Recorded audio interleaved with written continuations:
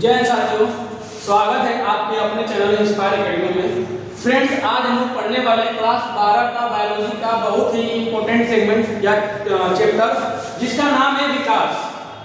विकास बाबू ये आपका इंपॉर्टेंट है, केवल यूपी बोर्ड से ही नहीं बल्कि नीट वगैरह के लिए भी काफी इंपॉर्टेंट है। यहाँ पे सबसे पहले हम लोग देखेंगे बाबू की पृथ्वी पे जीवन की उत्पत्ति कैसे हुआ है, पृथ्वी पर जीवन की उत्पत्ति कैसे हुआ है, कैसे मानव जीवन की उत्पत्ति हुआ है, कैसे अन्य जीव अस्तित्व में आए हुए हैं। अगर आप देखें होंगे तो लगभग बाबू आपको पता होगा कि 13.5 अरब साल पहले ब्रह्मांड की उत्पत्ति हुआ था और इस ब्रह्मांड की उत्पत्ति के लिए जाना जाता है बिग बैंग थ्योरी के नाम से। बिग बैंग थ्योरी की घटना हुई थी जहाँ पे देखेंगे तो ब्रह्मांड का निर्माण हुआ, जहाँ पे असंख्य तारों का भी निर्माण होता है। और उसके बाद आपको अगर पता होगा तो देखिएगा लगभग 4.5 अरब साल पहले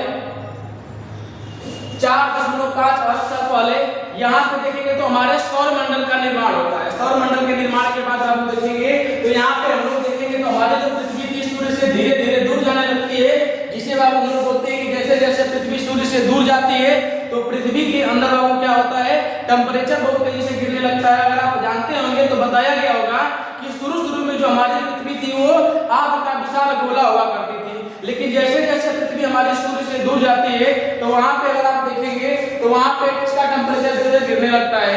और इसी की तरह से बाबू हम लोग देखते हैं पृथ्वी की आयु के बारे में। जैसे आप अपने आयु को बताते होंगे किस तरीके से कि आप कितने वर्ष के हैं, वर्ष के बाद बताते हैं आप कितने महीने के हैं, महीने के बाद आप बताते होंगे ना कितने दिन के हैं और फिर कितने घंटे के हैं। इस तरीके से बाबू अगर देखेंगे तो जो हमारी पृथ्वी है, पृथ्वी की आयु की भी गणना इसी तरीके से की जाती है। अगर देखेंगे तो पृथ्वी की आयु की गणना करने के लिए जैसे हम लोग वर्ष का यूज करते हैं वैसे पृथ्वी में महाकल्प का यूज किया गया है। यानी पृथ्वी की आयु में बाबू महाकल्प होता है, उसके बाद आपका आता है कल्प, कल्प के बाद आपका आता है युग और युग के बाद आपका बाबू आता है शताब्दी, युग के बाद क्या आता है, शताब्दी आता है। इस तरीके से पृथ्वी की आयु की गणना करते हैं। जैसे वर्ष होता है बाबू ना वैसे महाकल्प होता है। और महाकल्प बाबू देखेंगे तो हमारे पृथ्वी के अंदर बाबू 2 महाकल्प के नाम से बाबू हम लोग जानते हैं पृथ्वी की आयु ज्ञात करने के लिए। सबसे पहले देखेंगे इस कल्प का निर्धारण कहाँ से करते हैं, किस वर्ष को बेस मानेंगे। तो जैसे आप वर्ष बताते होंगे तो आप बताते होंगे कि बेस मानकर ईसा मसीह से पूर्व की घटना को हम लोग बोलते हैं ईसा पूर्व या बिफोर क्राइस्ट, और उससे पहले बाद की घटना को हम लोग क्या बोलते हैं, ईसवी एडी एनो डोमिनी बोलते हैं, यही बोलते हैं ना। तो वैसे ही बाबू एक हम लोग भी पैमाना मानते हैं, ये ब्रिटेन के कैम्ब्रिया पर्वत को, ब्रिटेन के कैम्ब्रिया पर्वत को। ब्रिटेन बाबू देखेंगे तो ये ब्रिटेन एक द्वीप पड़ता है जहाँ पे इंग्लैंड, वेल्स और स्कॉटलैंड 3 देश पड़ते हैं। 3 देशों के समूह को हम लोग क्या बोलते हैं, ग्रेट ब्रिटेन बोलते हैं। और ग्रेट ब्रिटेन बाबू देखेंगे तो 570 मिलियन पहले क्या हुआ था, ग्रेट ब्रिटेन का यहाँ पे एक पर्वत पाया गया।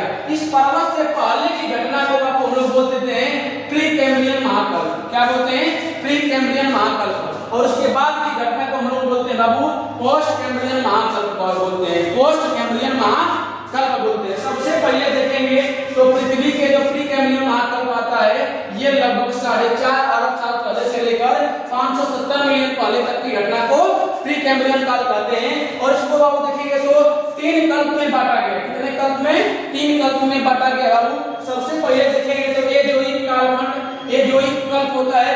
एजोइक कल्प बाबू देखेंगे तो 4.5 बिलियन या 4.5 अरब साल पहले से लेके बाबू 2.1 अरब साल पहले की घटना है। और इसमें देखेंगे बाबू तो हमारी जो पृथ्वी थी, पृथ्वी सूर्य से धीरे धीरे दूर जाती है। जैसे जैसे दूर जाती है बाबू तो पृथ्वी के अंदर क्या होता है, कूलिंग प्रोसेस चलता है, शीतलीकरण की प्रक्रिया चलती है। और शीतलीकरण में बाबू देखेंगे तो पृथ्वी के अंदर बाबू जो भी हल्के पदार्थ है ऊपर जाने लगते हैं और जो भारी पदार्थ है वो नीचे जाने लगते हैं। जैसे आप बाबू देखिए गर्म दूध को बाबू जैसे आप बॉयल करते हैं तो बॉयल करने के बाद देखिएगा बाबू जैसे जैसे ठंडा होता है उसके ऊपर एक मलाई का परत जम जाता है। उसी तरीके से ठीक पृथ्वी भी आपकी ऐसी बन रही थी, धीरे धीरे उसके ऊपर एक क्या बना था, मलाई का परत बना, ठीक है, जिसे हम लोग भूभरभट्टी बोले। उसके बाद आप देखेंगे तो उसके बाद की घटना क्या होती है, इसके अंदर पूरा का पूरा आग भरा हुआ था बाबू। जैसे जैसे भूभरभट्टी का निर्माण होता है ये आग क्या होता है बाबू, ये मैग्मा के रूप में बाहर निकलता है। और मैग्मा के रूप में जैसे बाहर निकलता है बाबू इसमें से निकलता है जल वाष्प निकलता है। और ये जल वाष्प में बाबू देखेंगे तो लगभग 90 से 95% क्या था बाबू, जल था।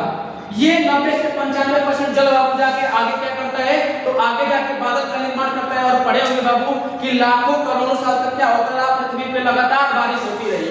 ठीक, अब देखिए बाबू इसी को हम बोलते हैं, इसको रखते हैं आर्कियोजोइक कालखंड में। ये आपका लगभग 2.1 अरब साल पहले से लेकर बाबू 1 अरब साल पहले की घटना को बोलते हैं। और इसमें बाबू आपका आता है घनीभूतीकरण, अर्थात इसमें बादलों का निर्माण होता है और वर्षा स्टार्ट होती है। उसके बाद बाबू अगला जो कल्प आता है इसे बोलते हैं प्रोटोजोइक काल, प्रोटोजोइक काल। अब प्रोटोजोइक काल में बाबू क्या होता है, ये 1 अरब साल पहले से लेकर 570 मिलियन ईयर पहले की घटना को मानते हैं। इसमें देखेंगे बाबू सागर और महासागर का निर्माण हो चुका था। और सागर महासागर के निर्माण होने के बाद बाबू देखेंगे तो इसमें क्या होता है, इसमें एक कोशिकीय जीव जैसे प्रोटोजोआ वगैरह का निर्माण होता है। इसीलिए इस कल्प को हम लोग क्या बोलते हैं, प्रोटोजोइक कल्प बोलते हैं बाबू, ठीक ना। इसके बाद बाबू हम लोग देखेंगे, इसके बाद की घटना को बोलते हैं पोस्ट कैम्ब्रियन। क्या बोलते हैं, पोस्ट कैम्ब्रियन। और पोस्ट कैम्ब्रियन को बाबू देखेंगे तो किस कल्प में बांटा गया है, तो फेनरोजोइक कल्प में बांटा गया। केवल एक कल्प आता है फेनरोजोइक कल्प। और फिर फेनरोजोइक कल्प के बाद बाबू देखेंगे तो इसके कितने बाबू देखेंगे कल्प आते हैं, पैलियोजोइक, मीसोजोइक, सीनोजोइक और नियोजोइक। पैलियोजोइक, मीसोजोइक, सीनोजोइक और नियोजोइक। पैलियोजोइक जो आता है बाबू 570 मिलियन से लेकर 220 मिलियन की घटना होती है। और इसको बाबू देखेंगे ये कल्प है। अब कल्प किसमें बटेगा, युग में। तो यहाँ पे देखेगा कैम्ब्रियन युग आएगा, जहाँ पे पहली बार बाबू सागर में रीढ़ विहीन जीवों का क्या होगा, अस्तित्व में आएंगे। सागर में एक कोशिकीय जीव रीढ़ विहीन जीव का क्या होगा, उत्पत्ति होता है बाबू, उद्भव एवं विकास होता है। उसके बाद अगला युग आता है ओडोविशियन युग आएगा। ओडोविशियन युग में क्या होगा, जो रीढ़ विहीन जीव रहेंगे बाबू, उस रीढ़ विहीन जीव के अंदर क्या आना स्टार्ट हो जाएगा, रीढ़ हड्डी और आना का स्टार्ट हो जाएगा। उसके बाद बाबू देखेंगे सिलुरियन युग आता है। और सिलुरियन युग में बाबू देखेगा जो रीढ़ विहीन जीव थे बाबू रीढ़ आ गया था। रीढ़ के आने के बाद बाबू इसमें पहली बार मत्स्य वर्ग आते हैं, मछलियों का उद्भव होता है, उद्भव एवं विकास होता है। और साथ में पहली बार धरातल पे बाबू वनस्पतियां आती है। लेकिन ये जो वनस्पतियां होती हैं, इन वनस्पतियों के अंदर अगर देखेंगे बाबू आप तो पत्तियां नहीं पाई जाती हैं। पत्तियां नहीं पाई जाएगी तो इसके अंदर क्लोरोफिल नहीं पाया जाएगा। उसके बाद बाबू आपका आता है डेमोनियन कालखंड या डेमोनियन युग बोलते हैं बाबू इसे। इसमें देखेंगे तो जो मछलियां थी बाबू जिनका उद्भव और विकास हुआ था, ये दिन दुगनी और रात चौगुनी करके बाबू क्या करते हैं, अपने अस्तित्व को बढ़ाने लगते हैं। लेकिन बाबू देखेंगे इसी समय बहुत ज्यादा मात्रा में शैवाल अस्तित्व में आने लगते हैं। पेड़ पौधे थे बाबू, शैवाल के अंदर क्या होने लगता है, प्रकाश संश्लेषण होने लगता है, धीरे धीरे क्लोरोफिल आने लगता है बाबू। और यहाँ पे देखिएगा जो स्थलीय वनस्पतियां थी उसमें पत्तियां आना प्रारंभ हो जाता है, पत्तियों का आना प्रारंभ हो जाता है। उसके बाद बाबू देखिएगा पूरा का पूरा अब पृथ्वी नॉर्मल हो चुकी है। अब पृथ्वी धीरे धीरे क्या हो गई, नॉर्मल, पेड़ पौधे हरे भरे निकलने लगे। और इसके बाद बाबू आपका आता है कार्बोनिफेरस युग। ये इंपॉर्टेंट है बाबू, कार्बोनिफेरस युग। कार्बोनिफेरस युग में क्या होता है, फिर से पृथ्वी पे बाबू एक बार क्या होता है, भूगर्भीय हलचल होती है। और यहाँ पे देखेंगे तो जितने सारे पेड़ पौधे थे बाबू, ये भूगर्भीय हलचल के कारण क्या होते हैं, सारे पेड़ पौधे सब भूमि के अंदर समाहित हो जाते हैं, भूमि के अंदर समाहित हो जाते हैं। जिसके कारण बाबू क्या होते हैं, यही वनस्पतियां, यही सारे चीज बाबू कोयला एवं पेट्रोलियम का निर्माण करते हैं। जो आज हम कोयला एवं पेट्रोलियम का यूज करते हैं वो सब कहां से आते हैं, कार्बोनिफेरस युग से आते हैं। उसके बाद बाबू आप देखेंगे तो अगला आता है पर्मियन युग। जब बाबू आपका भूगर्भीय हलचल हुआ था तो यहाँ से पहली बार देखेंगे तो प्लेटों के टकराने के कारण पहली बार बाबू क्या होंगे, पर्वतों का निर्माण होगा। और यहाँ पे देखेंगे बाबू सबसे पुरानी पर्वत अरावली, जुरान पर्वत इत्यादि का क्या होता है, निर्माण होता है। ये कल्प बाबू से क्या बोलते हैं, पैलियोजोइक कल्प बोलते हैं। ये आपका लगभग 570 मिलियन से लेकर 220 मिलियन के बीच घटनाएं हुई थी। उसके बाद आपका आता है बाबू मीसोजोइक। मीसोजोइक में बाबू देखेंगे तो इसे 2-3 युगों में बांटते हैं। ट्रायोसिक युग में देखेंगे बाबू तो फिर से पृथ्वी के ऊपर क्या होते हैं, जीव अस्तित्व में आने लगते हैं। और पहली बार डायनासोर युग का उद्भव होता है बाबू। पहली बार पृथ्वी पे जो आपका ट्रायोसिक युग होता है, इसमें डायनासोर युग का क्या होता है, अस्तित्व में आते हैं, डायनासोरों का क्या होता है, आने लगते हैं।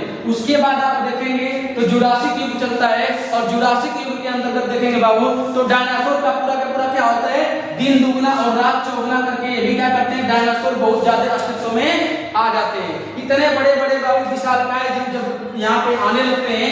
तो जानते हैं, आपको भी पता है कि जैसे मछलियां है, मछलियों का भी अंत हुआ, डायनासोर आएंगे, डायनासोर का भी अंत होगा।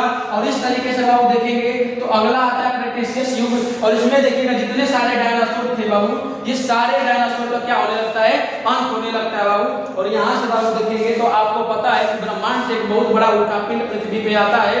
और इस उल्कापिंड के कारण क्या होता है बाबू, ये जैसे पृथ्वी के अंदर प्रवेश करता है बहुत तेजी से क्या होता है बाबू, जलने लगता है। इसके जलने के कारण बाबू देखेंगे तो जितने सारे डायनासोर थे वो अंधे हो जाते हैं। कुछ बाबू जब इसे पृथ्वी से टकराता है तो भूगर्भिक हलचल होती है और यहाँ पे बहुत विशाल मात्रा में सुनामी आता है बाबू, जिसके कारण फिर से पृथ्वी पे सब क्या हो जाता है, खत्म हो जाता है। वैसे बाबू देखेंगे तो अगला यहाँ से स्टार्ट होता है, जिसे हम लोग बोलते हैं सेनोजोइक कालखंड। सेनोजोइक कब बोलते हैं, ये 72 मिलियन ईयर से लेकर 21 मिलियन ईयर के बीच का घटना कहलाता है। इसे बांटे हैं बाबू हम लोग पैलियोसिन, इयोसिन, मियोसिन, प्लियोसिन, और उसके बाद बस इतनी घटनाओं में बांटा गया है। यहाँ पे देखेंगे बाबू अब धीरे धीरे पर्वतों का निर्माण होगा, छोटी मोटी झाड़ियों का निर्माण होगा, वनस्पतियों का निर्माण होगा। फिर इयोसिन बाबू आते हैं, यहाँ पे मेमल्स वगैरह का निर्माण होना स्टार्ट होगा। मेमल्स का मतलब स्तनधारी प्राणियों का निर्माण होना स्टार्ट होता है। उसके बाद बाबू आप देखेंगे तो अगली घटना आती है, सब लोग बोलते हैं नियोजोइक कालखंड। नियोजोइक कालखंड, और नियोजोइक कालखंड में बाबू देखेंगे तो जो आपका इस समय वर्तमान में जो हिमालय पर्वत का निर्माण हो रहा है, ये हिमालय पर्वत इत्यादि का क्या होता है, इसमें निर्माण होता है। इसे दो युगों में बांटा गया, प्लेस्टोसीन युग और होलोसीन युग। प्लेस्टोसीन युग में बाबू देखेंगे तो पर्वतों का जो वलित पर्वत है बाबू, इनका निर्माण होता है। अब कहेंगे होलोसीन युग में क्या होता है बाबू, तो इन पर्वतों से जो नदियां वगैरह का निर्माण हुआ है ये होलोसीन युग में हुआ है। जो मिट्टियों का निर्माण हुआ बाबू, ये होलोसीन युग में हुआ है। इस तरीके से बाबू देखेंगे तो पृथ्वी पे काल अवधि को हम लोग बांटे हैं। अभी तक तो हम लोग केवल इतना ही पढ़े हैं। इसके अगला एक पार्ट आएगा बाबू, जहाँ पे हम देखेंगे मनुष्य का अस्तित्व कैसे आया है, मनुष्य का निर्माण कैसे हुआ है, कैसे अन्य जीव भी और भी आपके आए हुए हैं। तो पृथ्वी की आयु की गणना हम लोग कर चुके हैं। ये सारे चीज बाबू आपका इंपोर्टेंट होता है। इस तरीके से देखेंगे तो इसे बोलते हैं प्राइमरी टाइम पीरियड, इसे बोलते हैं सेकेंडरी टाइम पीरियड, इसे बोलते हैं टर्शियरी टाइम पीरियड, और इस तरीके से इसे बोलते हैं क्वार्टरनरी टाइम पीरियड। अगला पार्ट बाबू बहुत ही जल्द आपको मिलेगा। तब तक के लिए पढ़ते रहिए, मुस्कुराते रहिए। बाय बाय, जय हिंद।